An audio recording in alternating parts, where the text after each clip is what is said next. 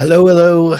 Welcome back to the IAKPodcast. I am Daniel P. Riley of Whimsyland Literary Coaching and Services, joined by one of my two co-hosts, Justin, aka EvaleighMusic.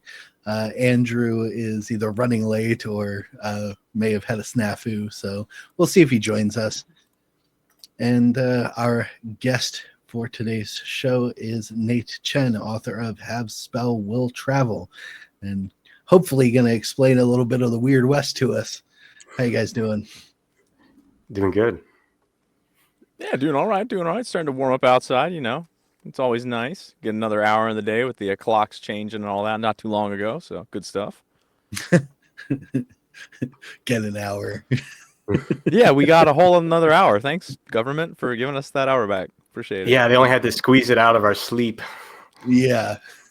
Details. Give me back my sleep.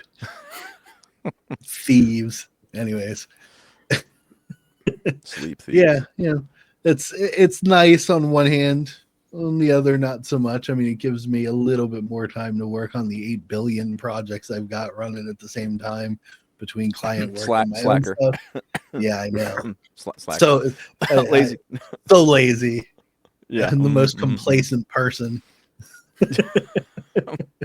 Speaking of which, currently on Fund My Comic is the campaign for Jisedai comic number 3, and it includes in the campaign a very special manga edition that is a volume of comics 1 through 3 with a little short mini comic at the end for those that choose to pick it up. Put a lot of work into getting that together. Hopefully give it a check out. But today is not about me. It's about Nate and Have Spell Will Travel. So, Nate, good to see you again. Tell us a little bit about yourself first, and we'll get into the book. Well, I'm just a writer who's been kind of plugging away at it for, longer than I like to admit now. Probably 13 or 14 years on my my own website, Nate Chen Publications, and yeah, I've tried a lot of different things over the years to find ways to gain traction, but ultimately, I figured at some point I'd have to start self-publishing my own stuff, as most of my submission letters have been sent back to me. So I went ahead and I like writing shorter fiction, and that is not a great way to sell on Amazon, so I figured I would put together an anthology, which is what turned into Have Spell Will Travel, and that's what brings me here. It's not particularly glamorous, just years and years of plugging away at it. For sure. And before I even started publishing, I was working on my first book for 3 years just on that one alone. Not even my best work, and I spent that much time on it. It is what it is. Did you ever get into Vela, since you were working on short fiction so much? And I know they shuttered it recently because it went absolutely nowhere in comparison to, say, like Royal Road or something, but it was there. I was thinking about it, and I was asking myself, do I want to do something new? Do I want to try and publish there alongside other stuff? And I wanted to start with a fresh project rather than publishing a new one. And by the time I had a fresh project to publish there, it was gone. So I went to Royal Road instead. They seem to be doing pretty well. Yeah, they do, which is very interesting. I've played with the idea of putting some of my short fiction up there. If I ever find the time to do it when I'm not working on all the other stuff, and here, of course. So, apologies, I'm still getting over a cold. Have Spell Will Travel is an anthology of stories, correct? Correct. Yes. 4 novellas and 4 short stories. Nice. How long are the novellas roughly? I mean, it varies. The shortest is Fire and Gold, and I believe that one is about 22,000 words. The longest is A Candle in the Wind, and I believe that cracks 40,000. Yeah. The other two are in the middle, but I think they're closer to 30,000 a piece. And okay, Yeah, for I saw people on that the.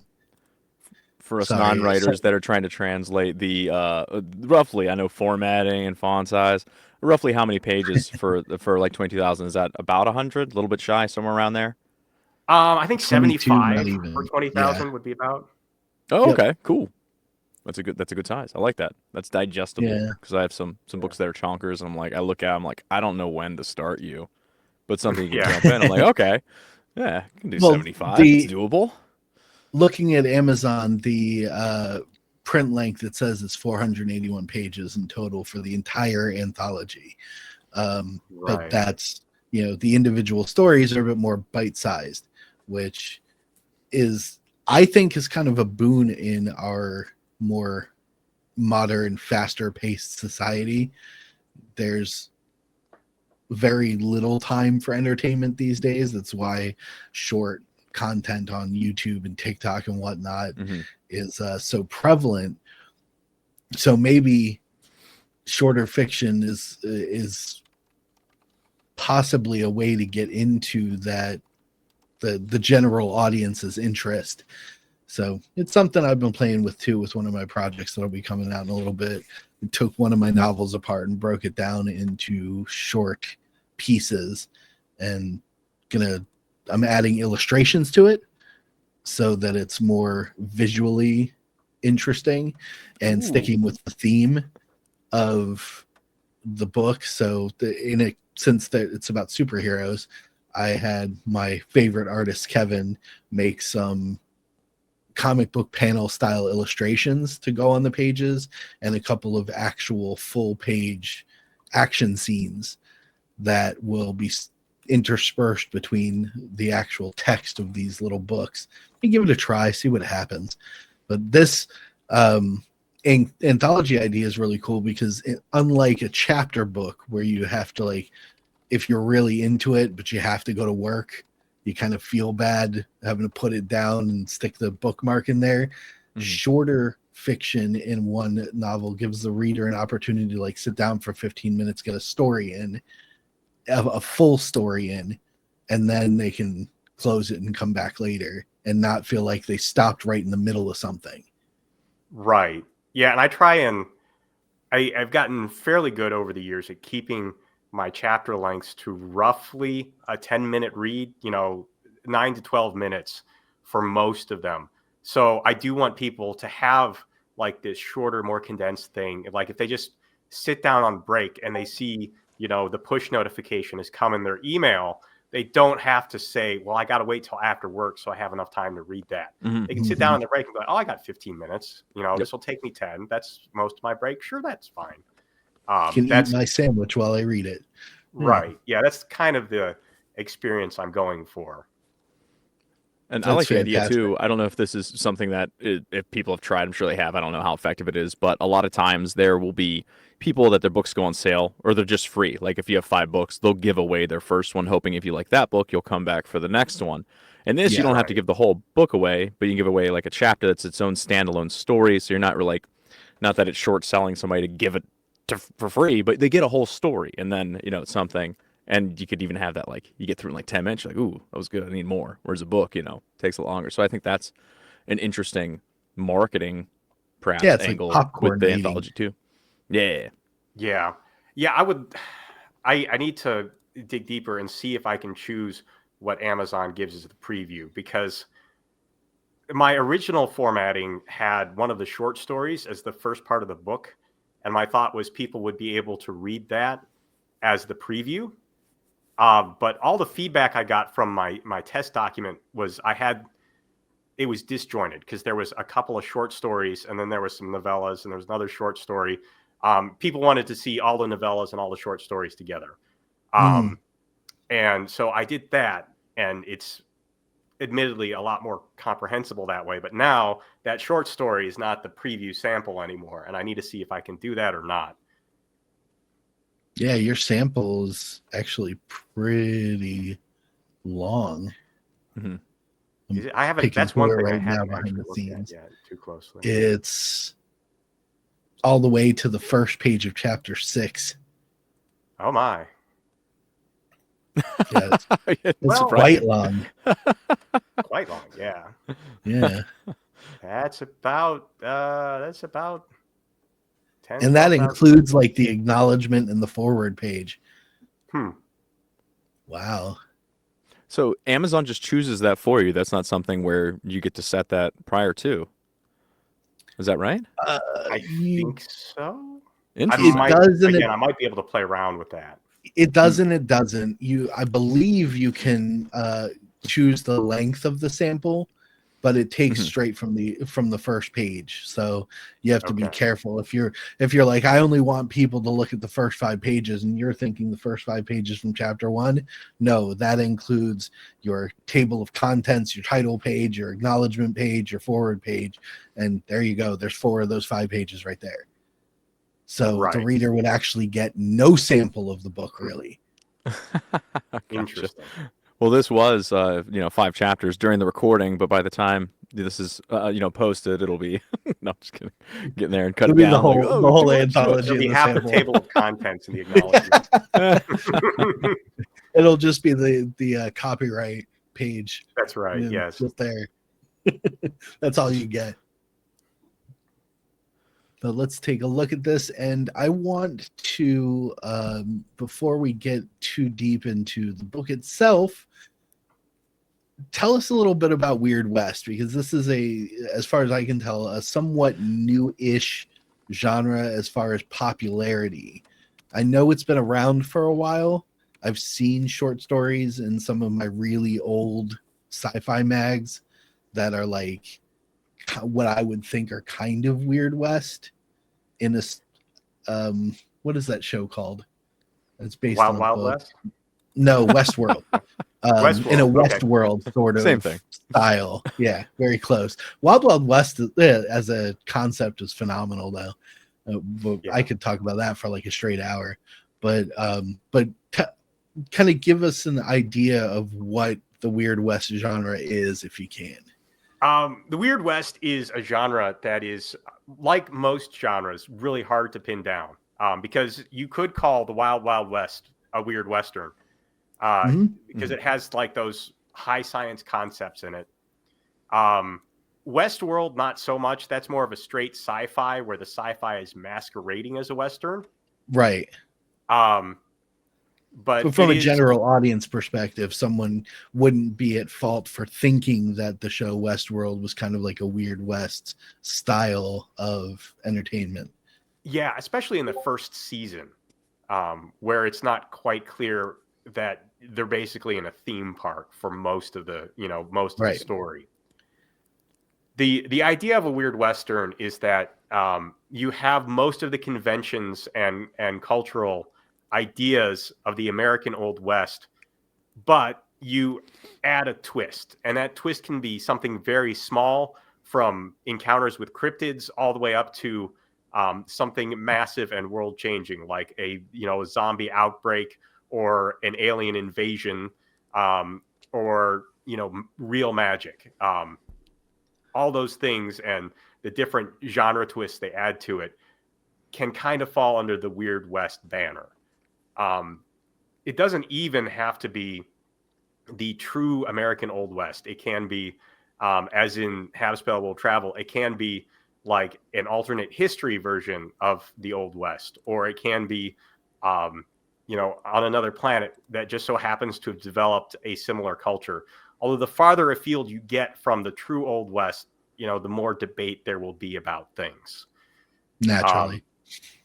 Yeah. Have a Spell Will Travel is deliberately constructed to try and hew as close to the cultural conception of the American Old West as possible without actually being America. And that's why there is a big national war in recent cultural history.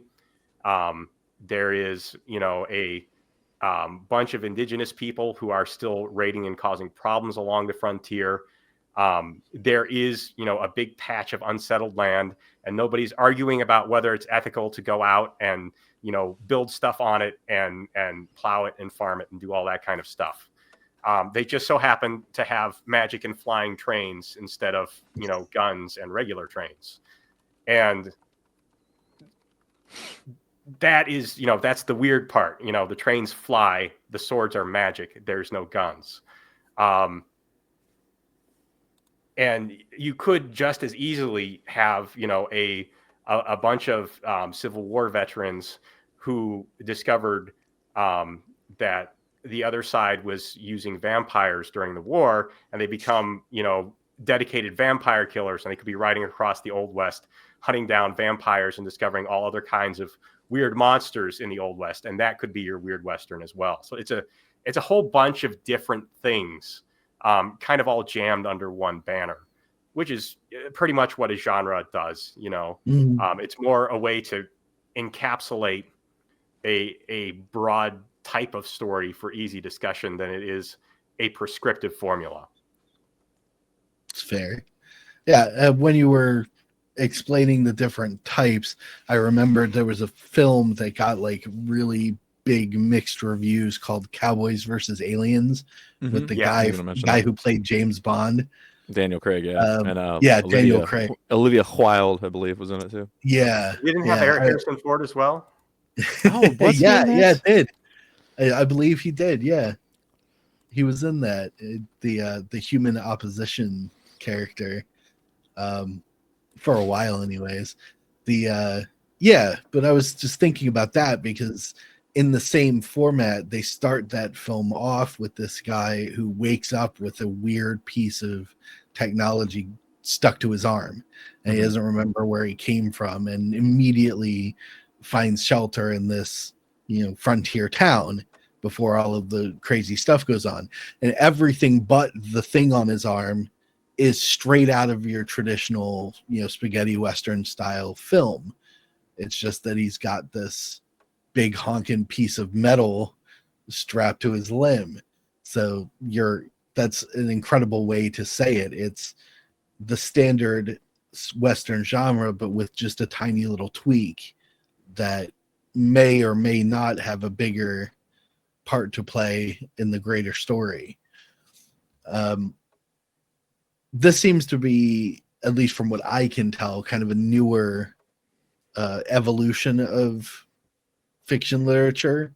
These blending of genres. There used to be a bit harder delineation between them all. Back in the day, you had your outliers who occasionally melded some things together. I mean, one of my favorite series from the 80s, The Chronicles of Amber, seemed to be a quilt of genre pieces all branded together into this really cool story. But even that, most people haven't heard of. Yeah, it's not a new phenomenon overall, but overall in, the history of literature, yeah, it's new. But it's the earliest one I can think of is Paul Anderson's The High Crusade. I don't know if you've heard of that. I've heard of Paul Anderson. I don't think I've heard of The High Crusade. Or maybe it's just not registering in my brain. 1960. That was also a fairly short book. It was just about this English lord who had an alien spaceship land in his territory. And when they got out and threatened people, he broke into the ship, took it over, and wound up conquering an entire interstellar empire somewhat accidentally. Nice. Well done. It has the truly hilarious concept of a bunch of English knights dragging a nuke through a forest on a sledge and delivering it with a trebuchet. Oh. It is hysterically funny. Yeah, so it is. If you get a chance to read it, it's like 160, 170 pages. It's a fun read, and it does not take itself too seriously, which I think a lot of sci-fi does these days. Yeah. Now, this is like a double question I was going to have for you, and I think that kind of maybe answers. I was wondering what the tone of your book is, because I know a lot of people. Not a lot, but there's a certain, group out there, you know who you are, and they are like, well, how does your train fly? You didn't explain to me how the mechanics and the power source and this is doesn't it like. Do you delve into all of The that now? Watch, you're gonna be schematics like, crowd. that's me, you jerk. Now, is that your vibe, or are you more just like these things work and we're having fun? It's a little bit more lighthearted. Is it super serious? What kind of tone were Magic. you trying to strike? It is magic. I do kind of like a certain amount of paper scissors rock in conflict in storytelling. So I do have a underlying theory of how a lot of things work, but I try and keep them simple enough to explain. Like in Colombia, the fictional nation in Have Spell Will Travel is largely a society built on what is known as Vulcan magic. And in Vulcan magic, you add fire to a metal and you get a magical effect. And those are all pretty simple effects. But you can alloy metals to make them a little more complicated. And if you heat up aluminum, it floats. So if you want a flying train, you put aluminum on the bottom of it, and then you heat it up, and the train floats in the air. Something real simple like that. Does that make any sense to physics? No, not really. Yeah. Oh no. Well. No, but the cool part about that is it's fun to think about. Right. Yeah. That was the allure of Star Trek. Yeah, most of Star Trek's future science was just all sorts of shit being made up. And there's even a song about that. I think it was back in the 90s. But it had just enough ring of truth in concept, and when it was delivered in dialogue, that it allowed for you to sit back and think, well, maybe that could potentially work. And that's why you hear a lot now in the nouveau tech rings that all those old sci-fi shows you used to watch about AI taking over the world and robot armies and stuff like that is now becoming potentially reality, because people saw those things and went, maybe that could work, and started trying to sort it out. Right. That's a great idea. It's Let's try it. fun. Yeah. Let's create an overlord to enslave us. What's the worst that could happen? Yes. Yeah, I like stories like that. Sounds like yours is like this, where you're like, look, here's the world, here's the rules, and then as long as you stick to that, I'm like, that's fine. I'm good. As long as there's no sneaky stuff. Sometimes you have a story in a world, and you're like, okay, got it, and then it gets to the end, and they're like, actually, this other thing also happens because that's convenient for the plot, and I'm like, wait, no sneaky stuff. But yeah, some people I know, they're like, well, actually, I'm a quantum physicist, and I'm also not very fun, and because of that, aluminum doesn't float. Your book is preposterous, that kind of thing. Exactly. No, a lot of the magic in Have Spell Will Travel is, I wouldn't call it purely symbolic, but it is kind of symbolic. Like, I chose aluminum as the flying metal because it's really light. And some of the other stuff like copper is a magic superconductor because it's actually an electric superconductor as well. And, really basic things like that. I just did some free association and I came up with some basic underpinnings for magic. And there are, like, just as people look at the world in a whole bunch of different ways in reality, I knew there was going to be a whole lot of different ways of thinking about magic. But I wanted to keep them simple. So like there's in one of the later stories, there's a guy who is a son of Harmon. And that is a reference to the fact that his school of magic was founded by Rembrandt, a master of painting light and dark. And his style of magic is based on light. So, it's very simple. He has a box, he can trap sunlight in it, and then he can let it back out to do various light kind of stuff. Again, simple, straightforward magic that has a sort of intuitive consistency, but is never going to be like, okay, here is my full thesis. They have theses, but the people who talk about them in that world are viewed as kind of boring, much like college professors in our world, Now, I got to say, though, with the aluminium for our British friends out there, one major issue, we're talking about the West. You guys, I'm sure you've been camping before, right? You're a little kid or something like that. And you surely made a foil pack at some point, right? Mhm. Yeah. So do you have to put rocks on your foil pack because it would float away otherwise if it, if it's in the fire there with the aluminum and the floating and all Yeah, that? there are like there are little world building things kind of like that I've had to think about. Um, one of the things that I've tried to avoid the most is getting too deeply into the implications of the fact that they can't forge iron, because the magical trait of iron is that it wars with all other magic. So if like fire is a kind of magic in and of itself, and if you apply it to iron, iron hates that. So you can't actually make it hot enough to smelt it with fire. So they don't really have very pure iron, and there's no such thing as steel in their world. There are legends of steel. One of the running plot threads in Roy's story is that he meets a couple of people who are looking for the secret of steel. But for the most part, it's a borderline mythical metal, and that has a lot of implications for how they build stuff and construction and mining and all this other stuff, which I really just don't want to dig into because it's kind of boring. I say they magic their way around it, like they mine using magic. They don't mine using pickaxes. Oh, yeah, I'm sitting here like, what are the buildings made of? Just wood and stone? Wood, and when you can use magic to directly shape stone, it's a lot easier to build like a stone castle or something like that. Oh, Yeah, that's makes cool. sense. A Western with castles? I mean, Yeah. that sounds cool. A little earth bending goes a long way. Yeah. Good deal. But I that's like the that, kind though. of stuff I Iron mostly being keep the off screen because I chihuahua don't of want to dig into metals. it too deeply. Gotcha. Also, Legends of Steel would be an excellent power metal band name, just to throw that out there. Very true. Very true.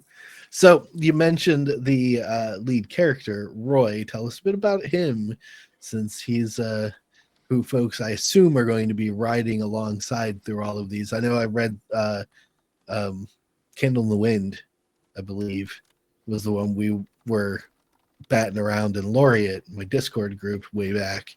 Yeah. But all the stories are about Roy traversing, correct?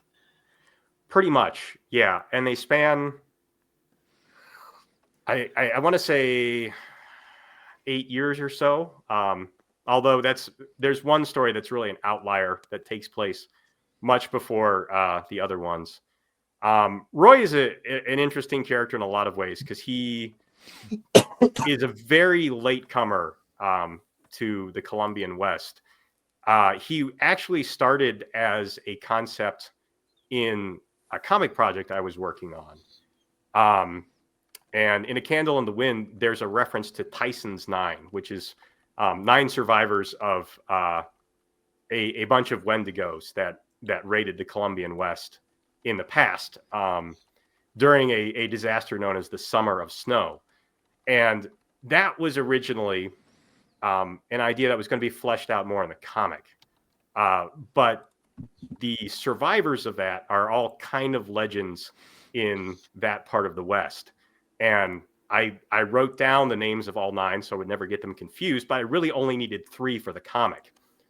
And Roy was just one of the other 9. And when I decided that I wasn't making as much headway with the comic as I wanted, and I wanted to write some other stuff in the world I'd spent building for it, I just picked up Roy and started to build a character around him. And since the comic is set in a town and focuses on the sheriff and the residents, and it's very stationary, I wanted a character who would move around a lot. So I figured, well, he'll be like the traveling gunslinger. And that's how he kind of turned into this guy who just goes wherever there's a bounty or a crook or a monster, and he, takes money to deal with it.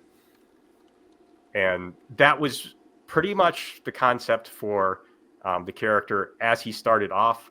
A lot of his other character quirks, like the fact that he's given up alcohol, or his bizarre and deep-seated sense of guilt, are aspects that just sort of crept out of writing the character. They were not things I had in mind when I first sat down to write this wandering mercenary.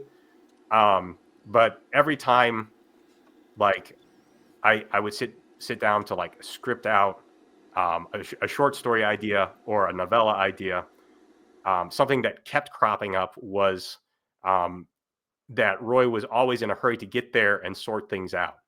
And like, if you know anything about real mercenaries, they tend to wait a bit because maybe they can get a higher price. And the idea that he was in a hurry originally was just an idea that he liked to do things quickly, and he liked to be very professional about things. But as I was sorting him out and fleshing him out, I started to realize there was kind of this undercurrent of the fact that he was unsatisfied with how well he was doing his job. And that's eventually fleshed out in A Candle in the Wind, which is the final novella, and one of the short stories. But I had a real sense over time, as I got to know the character, that he took very personally his failure to do the things he had promised to do. So when he showed up and, the monster's already eaten all the cattle or something like that, like Michael Jordan, he takes that very personally. So yeah, building the character, iterating on him like that has been one of the interesting things of writing the book. Because if you read it, while Roy is the main character in every story, he's not the viewpoint character in every story, or he's not even the primary viewpoint character in every story. Looking at him from different angles and from different narrative perspectives is part of the fun I find in writing the character. One of the most difficult stories to write was also the shortest novella, which was Fire and Gold. And that was difficult because I set myself the goal of writing a story almost entirely from the villain's perspective. And that was because I wanted to kind of riff on a famous comic that I've always found fascinating. I don't know if you've ever read Action Comics 750, What's So Funny About Truth, Justice, and the American Way? But in that comic, they do something really fascinating.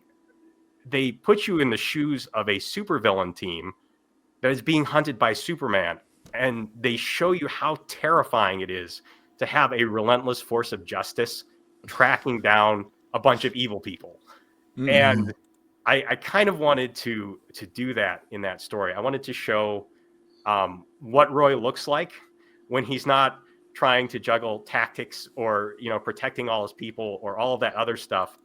When you take all of that inner dialogue away and you just look at this guy who can set things on fire with his mind and hack things apart with his sword until they're dead and they stop moving. Like, what is it like to see something like that coming at you? And looking at the character from all those different angles is also something that led me to write so many different stories about him. Makes sense. That's I one of the focal points, real quick, of why people loved Batman the Animated Series, as an example, was when Batman was tracking somebody down, they always did scenes from the target's perspective that made Batman look like this terrifying shadow right behind what's going on. Like, the dude is in a dimly lit alley looking around, freaking paranoid, eyes wide as saucers, and the little bit of light trailing through, you see the shadow go across it, and it's Batman because of the cape, but you're standing with his target, what he's hunting, so you get a sense of being hunted alongside this character. And that's what you were describing with that particular novella. It's a really powerful storytelling tool if you can do it well. That's unfortunately the rub. It's really difficult to do. Yeah, and I don't know as I did as well as I would have liked to with that particular story, but it was definitely a chance to grow my writing chops as I worked on it. Oh yeah. Go ahead, Justin. You had a question? Yeah, it's a kind of unrelated, but anytime I see like Western type stuff, is the dialogue, do they talk like us, or is it like, well, I reckon I'll mosey on down to the saloon and wet my whistle with a sarsaparilla? I tried to keep most of that to a minimum. Oh, interesting. There is some of that kind of, I think they say reckon a fair amount. And since it is, a fictional world, they have their own, catalog of profanities and blasphemies that they use. Okay, sweet. I like that. In Battlestar particular, Galactica you'll hear them style. say dust and ashes a whole lot because that's part of their funeral rites. Dust and ashes? So I'm that's kind of thinking like their damnation. Go Ram Shiny, that kind of thing. So is the stories, is it like, does everyone have drama, action, humor, mystery, suspense, romance? Does it vary from story to story, or are they pretty kind of balanced? Do you have like, no, there's no romance, there's a little humor, or is it like, what's the from story to story, what's the vibe? For the most part, I try to have some humor in all my stories just to keep things from, like, if you don't have humor, your stories can very quickly turn dry and unreadable. Excuse me. That's true. Yeah, I agree with that. Speaking of dry,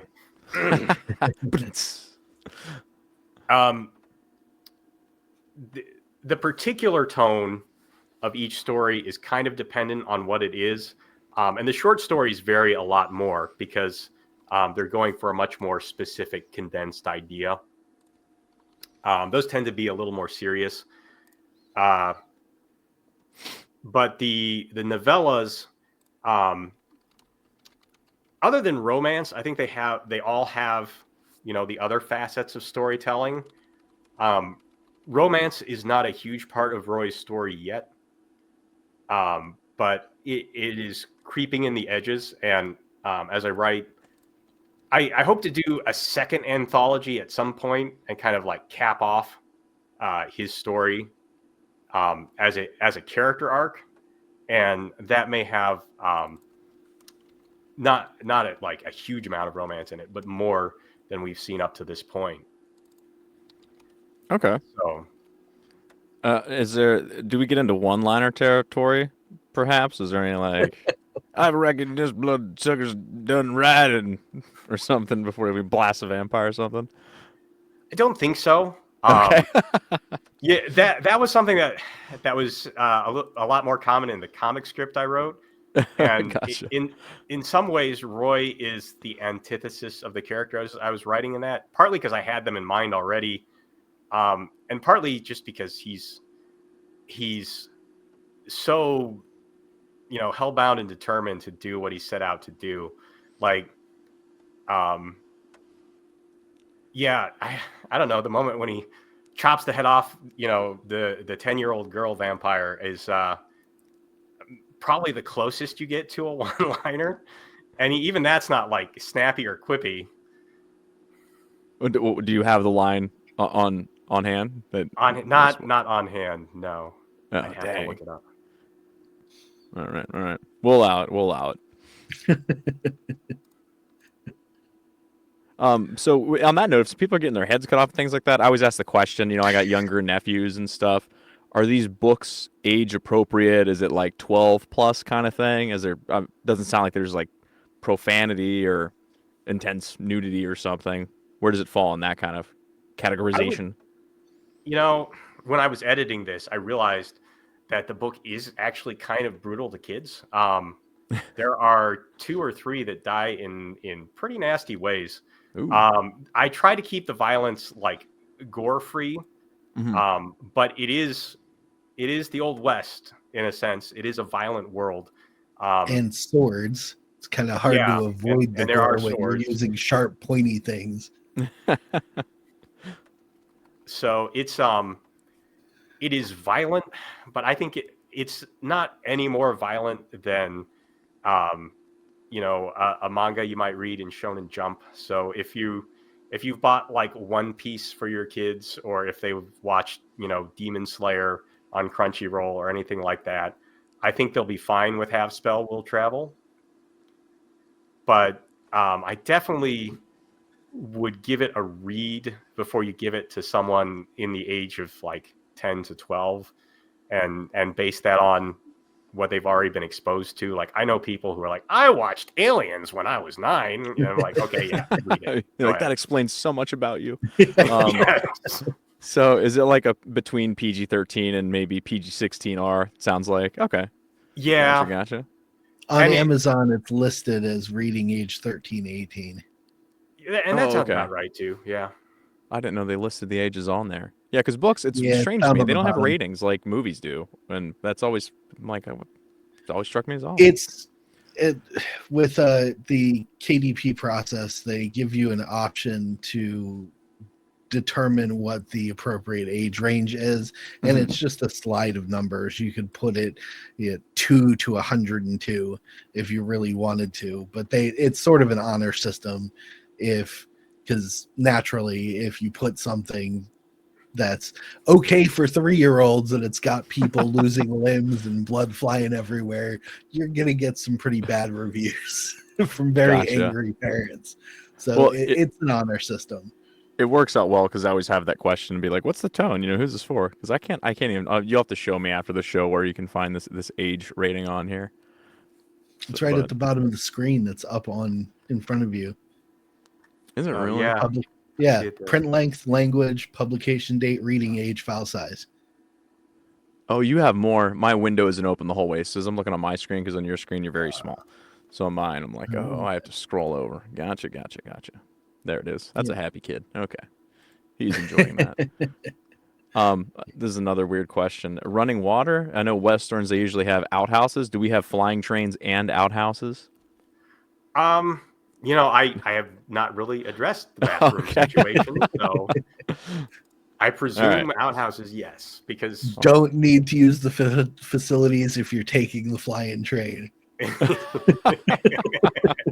if they treat it like an airplane, it's going to be interesting. Sorry, my ADD. These are things that are like running through my head. It's like I need to know. It's very important to me for some reason. This is why I wanted Justin as a co-host to ask the hard-hitting questions. My next volume will have the Justin section where I try and answer as many of these questions as possible. You'll have there'll be your next story. There'll be a guy who's in the outhouse and he gets like an assassin gets him or something. And then my question will be answered and it will be plot relevant. So there we go. At least it's not a letters to the editor sort of situation. Yeah.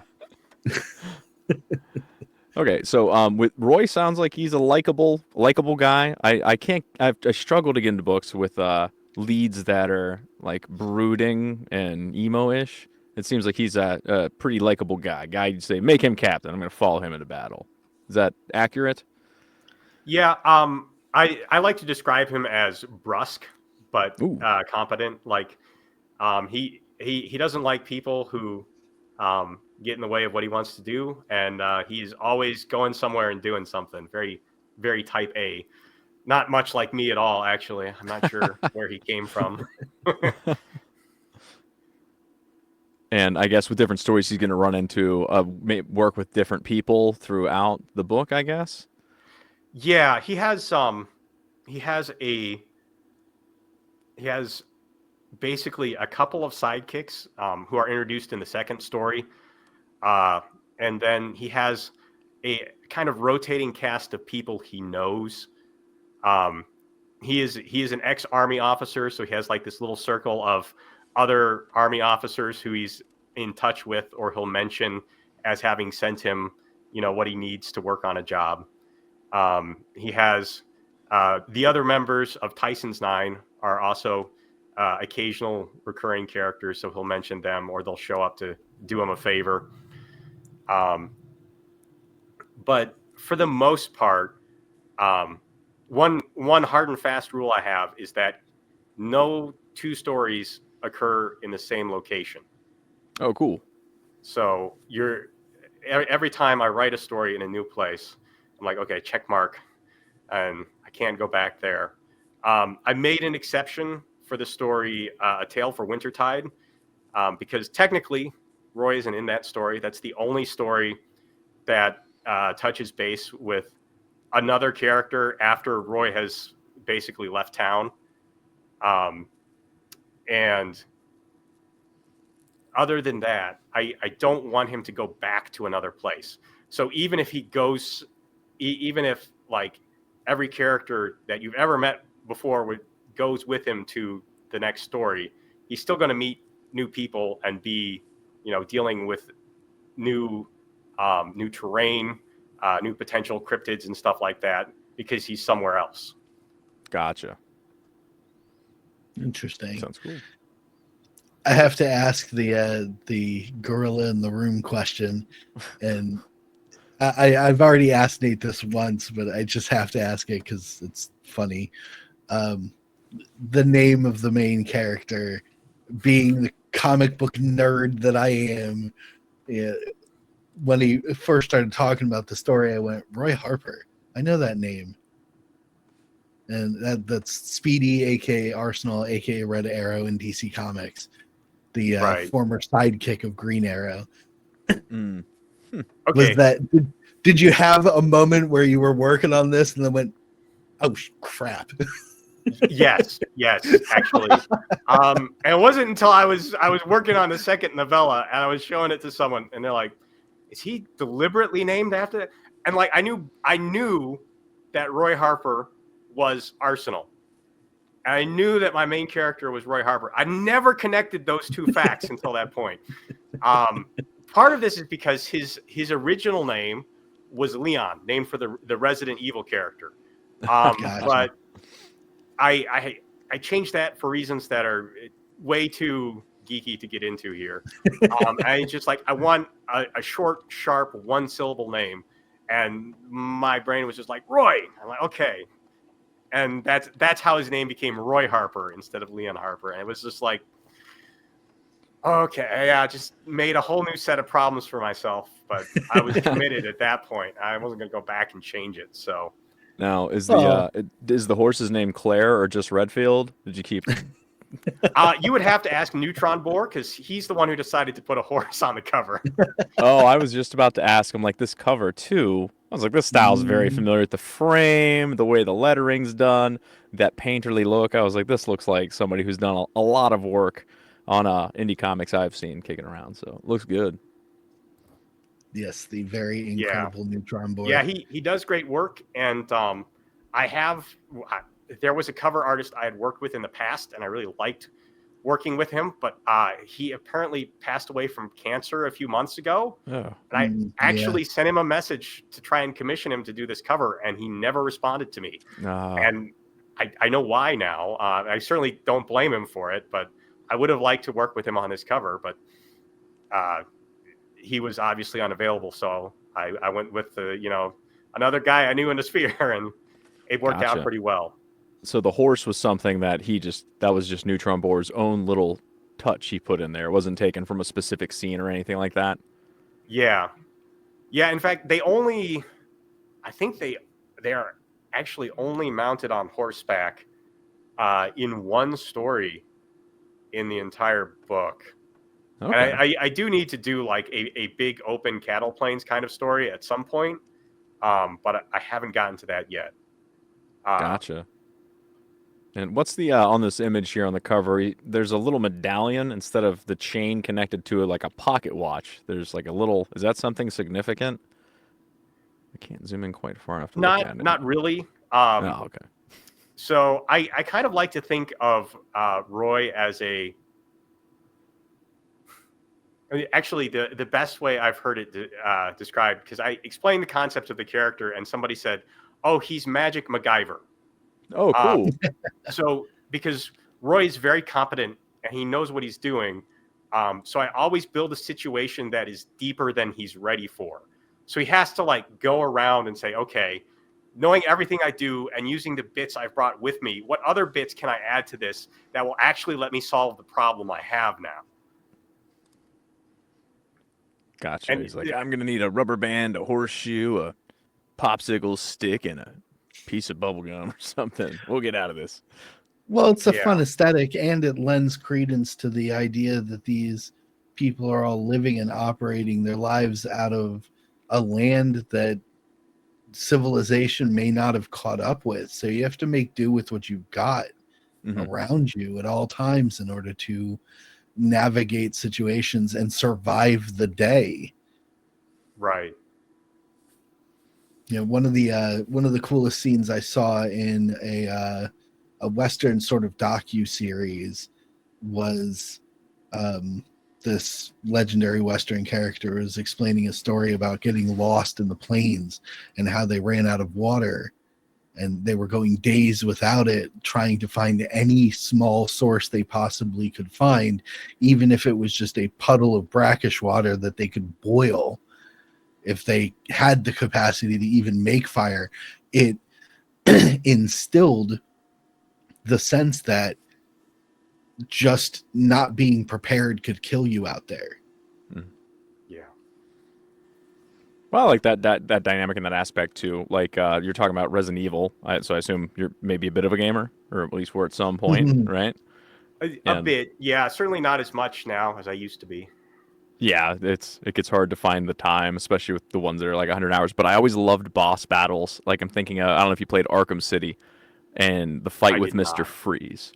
Well, the fight with Mr. Freeze, Batman, you have these different gadgets you use throughout the game, and in that battle, the only way you can win is you have to figure out how to use your gadgets to set up environmental traps to hit Mr. Freeze. You couldn't just attack him with brute force.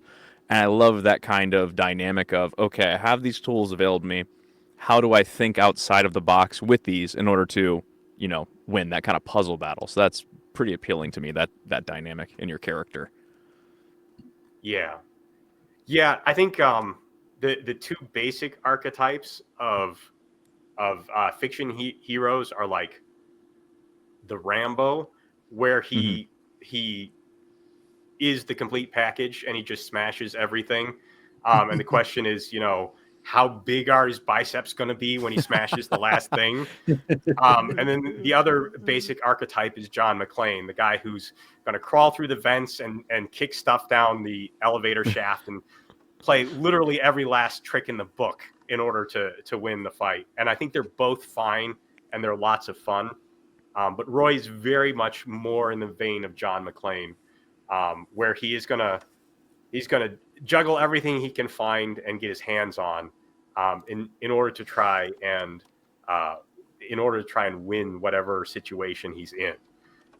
Because one of the big secrets of Roy is that while he's very famous in the Colombian West, compared to the magical forces that are actually in the world, he's pretty lightweight. His powers are, he has the fire mind, so he can pick up and manipulate flames using his brain. And he knows a whole lot about a whole lot of different schools of magic that he's just sort of picked up over the years. He has not ever touched an elemental incarnate. He has never spoken to a living deity. He has not done any of the really ridiculous things that turn people into nearly inhuman torrents of power. But every so often he runs across someone who's done that and then he has to kill him. And, that can get really touchy. Yeah, but that's that survivability thing. Yeah, to get back to your question, Evaleigh, the cover, I told Neutron Boar, he's going to have a whole lot of magical paraphernalia, but it changes every story. So just slap anything on there that you think is appropriate. So gotcha. Nothing you see there may be, directly reflective of his arsenal. Okay. Other than the sword, that is one of Roy's two preferred types of swords. And I made a point to specifically link to a Wikipedia page so that he could see this is the kind of sword with this blade profile. I have very particular ideas about that. But yeah, most of that stuff, I just told him, go wild, do whatever you think looks cool. So that's not really meant to be prescriptive to Roy, but I think it all looks good. So I didn't have a problem with it. And now I'm going to ask, on his right thigh, what are these? Because you said they're not really using firearms, correct? So those look like shotgun shells, but they must be something else. So I'm like, what is it? Oh, it's most likely some kind of incense or possibly it could be water from one of the local Sana tribes, because Sana do most of their magic through water as a medium. Interesting. So it has the look, even though it's like familiar, but also not what you think it is. That's kind of cool. Right. Yeah, the cover's a testament to Neutron Boar's skill. You know, I honestly don't think the image would be as appealing without the horse. Yeah. If it was just the character kneeling on the the dusty plain, it would feel lacking without it. So just like with the color scheme and the little bits and bobs of everything, even down to you didn't say the armor on the right limb. I don't know if that was your call or his, but those details make for an interesting visual effect that makes somebody want to know more about the character that is inside the book. Yeah, Roy does not actually wear armor at any point in the story. Yeah, it seemed counterintuitive.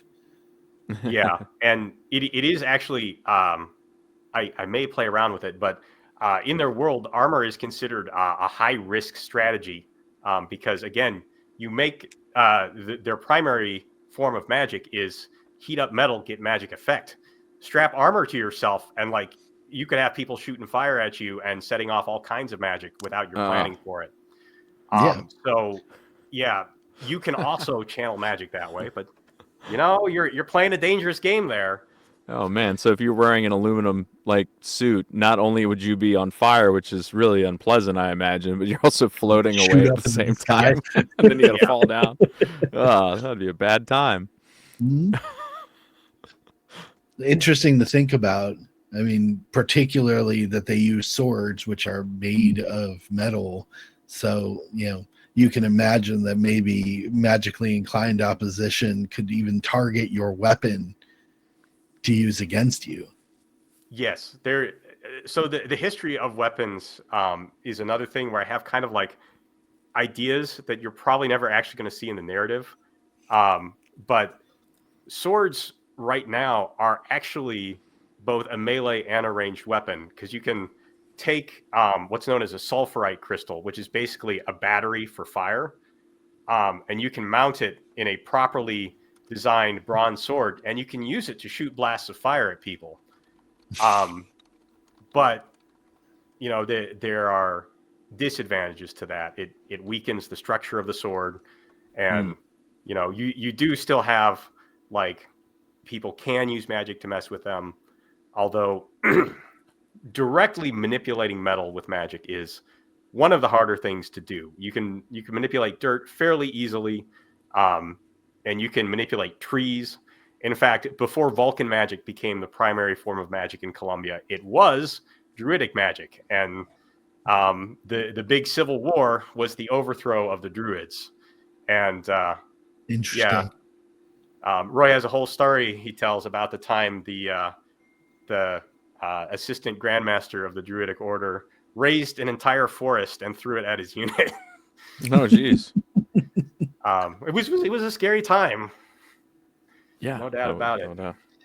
Sounds brutal. That's an interesting allegory, because one could make the same case in modern times of the evolution of the industrial age taking us away from the more natural living styles.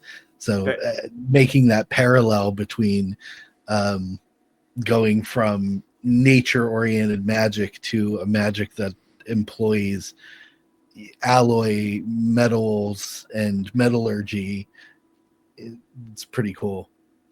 Yeah, that was exactly the angle I was going for. Like, the Druids are this old form of magic. They're very elitist, because plant magic is powerful, but it's a lot more dangerous to its users, and so your users have to be resistant to it. And if you don't have the resistance, you can't do it. Vulcan magic, take fire, add metal, you get magic. Anyone can do it. And it was not really the strength of Vulcan magic that beat the Druids in the war. It was the sheer amount of it. Because the Columbian regulars were coming out in tens and thousands, and they had these swords they could use to just blowtorch down forests almost as fast as the druids could awaken them. And it was, it was quite scary for both sides, but it takes a lot longer to grow back a tree than it does to reforge a sword if it's broken. So ultimately, the attrition wins out and the Colombians win. Yep. Yeah, the proliferation of something like that would have dramatic effects on culture. Right. And I wanted to be able to present that idea because the American Civil War completely changed the cultural and political dynamics of the country. And I wanted to have something like that in the history of Colombia, that I wouldn't have people going, "Oh, it's a metaphor for slavery." And it just wasn't something I was interested in having in this particular set of stories. So I came up with the war between the Lakeshire Druids and the Colombian Regulars as a substitute for the Civil War to maintain, the same general cultural dynamics without some of the real world baggage that I really didn't want as part of the story. Yeah, sure. I mean, it's actually better, in my opinion, to as a, like I said, allegory for industrialization as opposed to an allegory for the abolishment of slavery or something like that. It's a fundamental change to the landscape of how people live, from elitism to everyone, the proliferation of technology. Because technically, in this aspect, learning how to impart magic to everyone by combining fire and metal is essentially the same concept as teaching people how to industrialize their town, how to set up lines of electricity, how to create pipelines of running water, things like that. It's something that everyone can learn and fundamentally makes their life easier. Right. As opposed to only a subset of people having the capacity to do so. That's some higher level history there. I have another hard-hitting question for you. Oh, sorry, go ahead. Sure. No, go ahead. All right, hold that thought. Okay, fire and metal, depending on the metal, it causes magic. Mm-hmm. So that either means whenever you cook, it's always a magical experience, or it causes problems if you use like a cast iron over an open fire, right? So what kind of pans would they use? It depends on the metal. Again, copper is the best metal to do things with because all it really does is it conducts magic very well. So if you have a copper cook pan, you just set it on the fire. That's what I'm envisioning. Like I'm cooking. I'm like, what do my pans look like? And it's like everything's copper now. Like, oh, kind of like pretty that. much. I like copper. It's nice and shiny. Anyways, sorry. Back to your the fastest deep thoughts. steak sear ever. Yeah, right. And the food would be extra delicious. So on the whole, like, rollover of history there, like one of the things I wanted to emphasize in this story, because it's one of the ideas of Colombia when I first started developing it, was that just because the old culture is destroyed doesn't mean the lessons of the old culture can be just forgotten. And so the Druids were organized in a group known as the Knights of the Stone Circle. They were headquartered in the Morainehenge, which is an offshoot of Stonehenge in Avalon. And the henge, the actual rocks in their headquarters were smashed down and destroyed at the end of the war. But the Druids themselves mostly escaped, and they took their ideals with them. And the interesting thing about Roy as a character is that he was part of the unit that was assigned to destroy the Stone Circle at Morainehenge. And in the process, what he didn't know, what no one knew, because the Druids don't tell outsiders, is that in order to be initiated as a Druid, you go and you sit under the stones for a week. Well, it took them 10 days to smash the circle.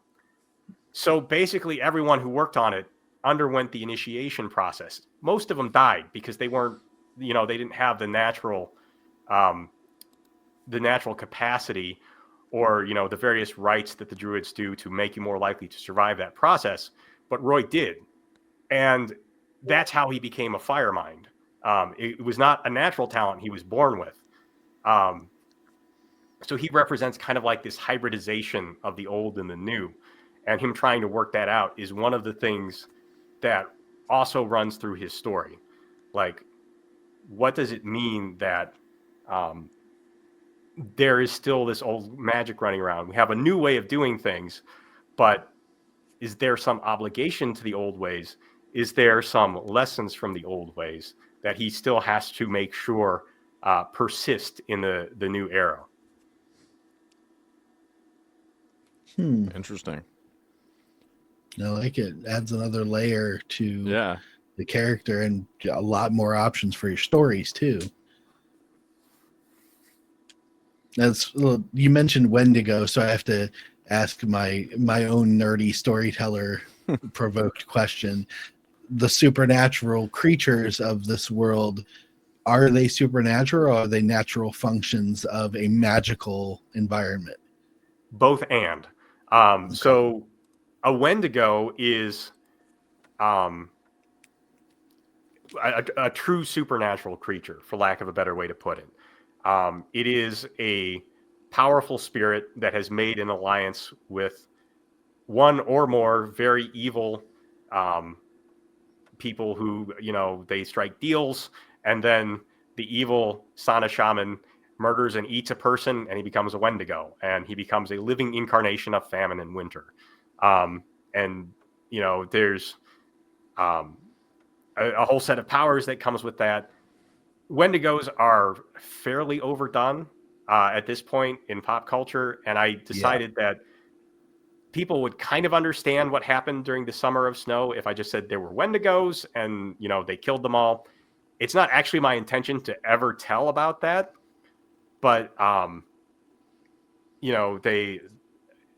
they are, one of those things that is a heavyweight, whereas Roy is kind of a lightweight.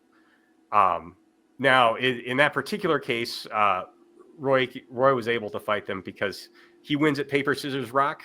They are cold and famine, and Roy is heat. So he is actually one of his titles in the Old West is a giant killer because he single-handedly chopped down and burned a Wendigo, which was at that point about 16 feet tall. Wow. So yeah, but he can manipulate fire with his mind, and it had already bashed down half a town, so he just set the wreckage on fire and then used that fire to burn the thing as he hacked away at it. There are creatures that are just a product of the environment as well. In fact, things like riding lizards, which are basically not quite dinosaurs, but maybe related to them. But they are intelligent enough that they can be tamed and ridden, and even given simple commands like go and bite that horse over there and mess up the cavalry formation. So you have those kind of creatures. There are no non-human intelligent creatures in Roy's world per se, other than the supernatural ones. There are great elemental forces. In point of fact, the nation of Avalon credits its founding to a pair of deities that embody the four primary elements. And they are, the big world-shaking type of things. There are also lesser and lesser forms of that. And some of the really old druids still have access to that kind of magic. But by and large, that kind of stuff never takes the forefront. Even in history, you don't hear about it a whole lot. Mm-hmm. I was just wondering for pure storyteller purposes, because that listening to all of this now, I'm thinking hot spring elemental in the Columbia version of Yosemite. Well, it may interest you to know that the very first novella actually addresses the Sana legend of Cain and Abel, and the brothers are named Yosei and Mete. So one of them drowns in a spring. So that's where the eruption comes from. That's awesome. So I like that sort of thing. That tickles me as an author and a reader. Which So this world seems. Oh, sorry, I got one more question. Your yeah, go world for it. seems pretty fleshed out and everything, which is good. Not everybody can say that about their stories. What's the part of the writing process that you enjoy the most? Is it That's the a good sketching question. that out, or is it the details of it, or the combat, or I enjoy like kind of thumbnailing action scenes. That's a lot of fun. Like I said, I like that sense of give and take until you reach the climax, and there's the final reversal. And it's like, aha, I've won. And I like the process of unpacking a character. And I tend to the world tends to grow as I ask myself questions about characters. So in the first story, one of the pivotal characters is the previously mentioned assistant master of the Druids, Major General Sir Hezekiah Oldfathers. And he is, as his name implies, everything that is the old way in Roy's world. And much of what I eventually decided to do with the Druids and the Lakeshire War and a lot of the deep lore there, I unpacked as I explored that one character, because he had lived through all of it and he had seen all of it from a pretty high level. So as I tried to figure out who he is, what makes him tick, what exactly is going to drive him to do the things he does in the story, that told me a whole lot about the Druids, about why they were in conflict with the rest of the nation, and specifically the lessons that he was going to have to give Roy as the person who was carrying that little piece of their legacy into the future.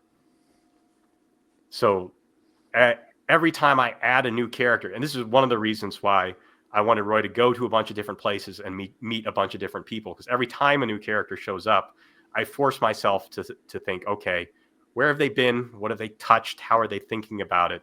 And that expands the world for me.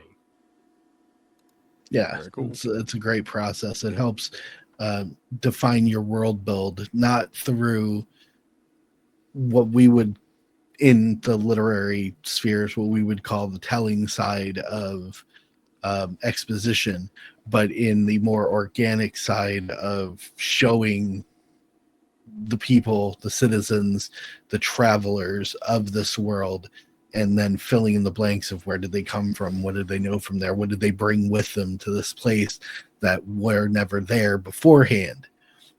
Because that was a big deal back in our actual historical West. The more travelers to an area bringing things from farther off areas, the more each town grew and evolved into something more capable of protecting the people that live there, more capable of making their lives better, and ultimately, going to its historical conclusion, which was the conglomeration of all 50 states of our, country. That I like when I write the same thing, sort of mapping out a basic structure of what an area is going to be like, but you're absolutely correct. It flows so much easier when you look at it through the context of another person as a writer. Yeah. You got any more questions, Justin? I think I hit all my major ones, even some that are less major. Yeah, still good questions. I mean, a lot of great conversation, and it sounds like Have Spell Will Travel, a Roy Harper anthology, is not just a really cool story about a character, but a very robust and rich world to be, carrying these stories in, all thanks to Nate's genius. So I don't know about genius. Well, I mean, it takes a level of genius to think of nuances like the industrialization of magic, like the historical context of what travel and interconnected cultures would do. You know, a lot of modern writers don't think that far these days. They sort of paper cut a setting and then just focus in on those tiny little things that they're really interested in. Mhm. So this Yeah, sort that of is sadly true. this sort of narrative and this sort of world build is kind of becoming a lost art form, and it's sad. I wish that wasn't the case. We used to, those of us into the nerdy history of fiction, you know, we used to be given these grand and fantastic worlds that we could imagine ourselves living in. Now it's a bit more like, I hesitate to call it this, but a paper dollhouse. Mm-hmm. Yeah, I know That's what it. you mean. Yeah, that's a very good way to put it. Yeah. They take off the one costume, they put the other costume on, and they're like, look, it's done. Yeah, it's unfortunate. We are going to wrap this thing up, though. So, Nate, where can everybody find you to potentially pick your brain for more wisdom here? Well, the best place to go is my website. Again, that's natechenpublications.com.